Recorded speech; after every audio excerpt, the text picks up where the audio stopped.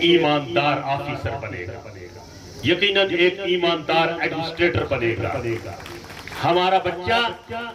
عالم بھی ہونا چاہیے، ہمارا بچہ ایک اچھا انجینئر بھی ہونا چاہیے، ہمارا بچہ ایک بہترین ڈاکٹر بھی ہونا چاہیے، ہمارا بچہ ایک عالم دین بھی ہونا چاہیے، ہمارا بچہ پروفیسر بھی ہونا چاہیے، ہمارا بچہ حافظ قرآن بھی ہونا چاہیے، ہمارا بچہ دنیاوی تعلیم میں بھی آگے ہونا چاہیے، ہمارا بچہ دینی تعلیم میں بھی آگے ہونا چاہیے، جہاں وہ دوسرے اضلاع کے ساتھ بلکہ اسٹیٹ کے ساتھ بلکہ آؤٹ آف اسٹیٹ کے ساتھ جب کمپٹیشن کر کے آگے بڑھے تو جب قرآن مجید کا کمپٹیشن ہو اس میں بھی ہمارا بچہ آگے نکلے۔ میں سمجھتا ہوں یہ اس تحصیل کا ایک منفرد ادارہ ہے جس میں جس کے بچوں میں اور اساتذہ کرام میں یہ بھرپور صلاحیتیں موجود ہیں کہ وہ بچوں کو دینی تعلیم میں بھی اول نمبر پر پہنچا سکتے ہیں اور دنیاوی تعلیم میں بھی آگے پہنچا سکتے ہیں۔ مجھے انتہائی خوشی ہے جہاں بچے اس ادارے کے بچے اچھی عربی بولتے ہیں وہاں پر اس ادارے کے بچے ایک اچھی انگلش بھی بولتے ہیں، اور ہمارے جتنے بھی یہاں پروگرامز ہوتے ہیں کلچرل ایکٹیویٹیز کے یا ایجوکیشن ڈپارٹمنٹ کی طرف سے، چونکہ میں اس زون کا انچارج ہوں کلچرل ایکٹیویٹیز کا، وہاں پر بھی فیض القرآن جو ہے وہ پہلے نمبر پر ہوتا ہے، اور جب ہمارے یہاں کہیں دینی تعلیمی مظاہرہ ہوتا ہے وہاں پر بھی فیض القرآن کے یہ بچے جو ہیں وہ اپنا لوہا بنواتے ہیں۔ یقیناً میں انتہائی خوشی محسوس کرتا ہوں اس موقع پر کہ مفتی شریف الحسن صاحب نے جو کام کیا ہے یقیناً اسی سے جو ہے وہ انسان کی شخصیت کی بقا رہتی ہے، انسان ہمیشہ زندہ رہتا ہے۔ میں اکثر کہا کرتا ہوں انسان چلا جاتا ہے انسانیت باقی رہتی ہے، آدمی چلا جاتا ہے آدمیت باقی رہتی ہے، فرد چلا جاتا ہے انفرادیت باقی رہتی ہے۔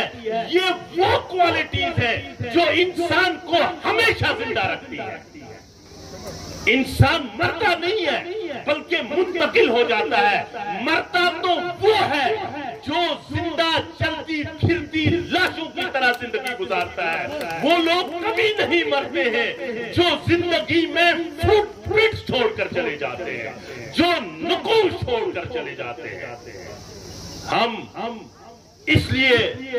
مولانا غلام قادر صاحب کا دل سے احترام کرتے ہیں کیونکہ وہ تھیوری نہیں بلکہ پریکٹیکل۔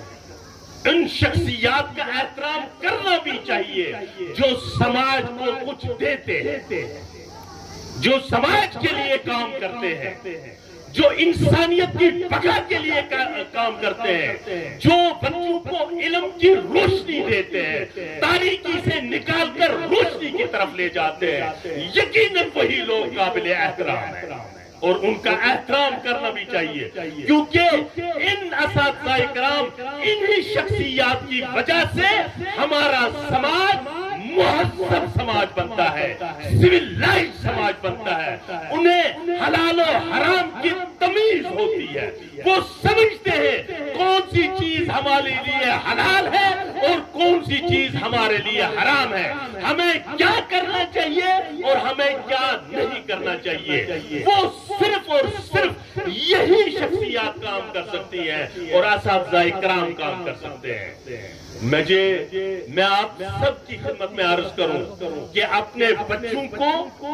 علم دیجیے، اپنے بچوں کو علم کے زیور سے آراستہ کیجیے۔ اگر آپ چاہتے ہیں کہ آپ مرنے کے بعد بھی زندہ رہے، آپ کا بچہ آنے والے وقت میں ایک مہذب انسان بنے، تو آپ کے لیے یہ ضروری ہے کہ اپنے بچوں کو علم کے زیور سے آراستہ کیجیے،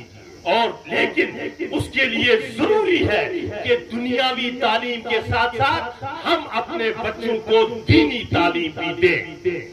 کیونکہ ہمارا بچہ تبھی ایک آنےسٹ آفیسر بن سکتا ہے، ایک ایماندار پروفیسر بن سکتا ہے جس کے اندر معرفت الہی ہوگی، جس کو قرآن مجید کا علم ہوگا،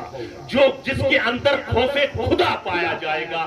وہی بچہ جو ہے آگے چل کر قوم کی بھی خدمت کر سکتا ہے، اپنے احباب کی بھی خدمت کر سکتا ہے۔ بہرحال میں نے آپ کا شاید زیادہ وقت لیا، دامن